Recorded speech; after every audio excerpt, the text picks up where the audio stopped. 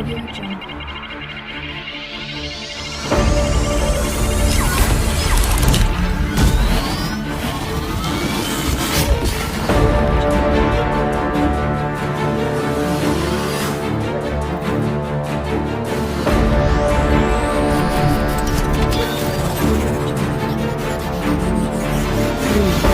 2, 1, 0. Hey, Billiard. I got so much motherfucking design on right now.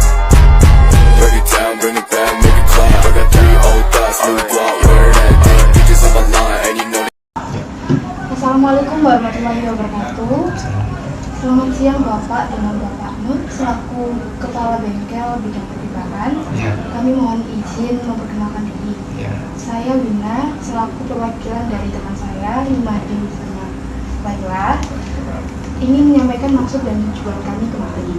Jadi kami dapat proyek penerimaan dari sekolah, yaitu mewawancarai salah satu karyawan sebagai narasumber yang berhubungan dengan jurusan kami. Kami di sini dari jurusan konstruksi kapal baja. Nah, kami di sini ingin lebih mengetahui mengenai bidang perpipaan dalam divisi kapal baja dan kapal niaga. Baik, pertanyaan yang pertama adalah saya ingin tanya, apa sih maksud dari pekerjaan dalam bidang perpipaan ini?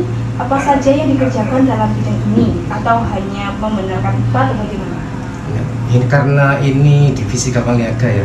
Di sini produksi kapal baru, bukan pemeliharaan atau perbaikan ya. Jadi membuat kapal baru. Jadi semua sistem pipa yang ada di kapal, semua pipa, mulai pipa kecil sampai besar itu dikerjakan di bengkel sini.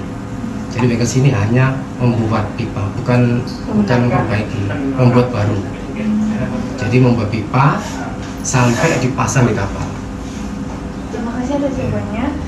Kemudian pada pengerjaan pipa ini diletakkan di bagian kapal atau ditempatkan bagian lain. Biasanya kan di atau bagian tempat lain gitu bagi kapalnya. Ya, kebetulan di kapal itu ya pipa itu mulai dari belakang, tengah sampai depan, bawah sampai atas itu ada pipanya semua. Berarti diletakkan di kapal semua? Iya, semuanya ditaruh di dalam kapal. Oh gitu. Jadi di sini hanya pembuatan pipa. Ya, di sini hanya pembuatan saja. Sudah, itu saja pertanyaan dari saya. Ya. Selanjutnya dari Lalu jenis kapal apa saja yang telah diproduksi oleh perusahaan ini? Kalau secara global di PT PAL itu, di sini itu untuk kapal ada kapal bawah permukaan, ada kapal atas permukaannya. Kalau bawah permukaan itu kapal selam itu. Terus yang ada kalau kapal atas permukaan itu di sini ada dua tipe, untuk kapal niaga atau kapal dagang sama kapal perang. Jadi di PT PAL ini ada divisi kapal perang sama divisi kapal niaga. Ya. Jadi kalau yang untuk kapal niaga yang dikerjakan itu seperti kapal tanker ya, yang muat minyak itu, terus kapal kontainer juga, terus kapal kargo untuk ngangkut tepung atau biji-bijian itu khusus kapal niaga. Kalau kapal perangnya ya namanya kapal perang, kapal yang dipakai senjata. Kalau kapal roro itu bagaimana, Pak? Kapal roro itu istilahnya kapal penumpang gitu ya. Bukan pengangkut. Iya, pengangkut cuma itu lebih banyak mengangkut manusia. Ya. Kalau di sini pernah mengerjakan kapal roro tapi sudah lama sekali, sudah sekitar tahun ke bawah itu mengerjakan. Setelah itu kosong. Terus yang kedua, kan katanya di sini pernah mengekspor kapal ke Filipina. Lalu jenis kapal apa yang telah diekspor ke Filipina? Ya, kebetulan di Filipina pernah pesan ke sini tuh namanya SSV atau LPD lah, Landing Platform Dock. Jadi kapal yang bisa mengangkut kendaraan tempur. Itu contohnya. Oh, itu contoh kapal rumah sakit. Hampir mirip sama kapal rumah sakit itu. Tapi di tengahnya itu bisa diisi tank-tank banyak. Tank. Jadi kapal untuk mengangkut kendaraan tempur.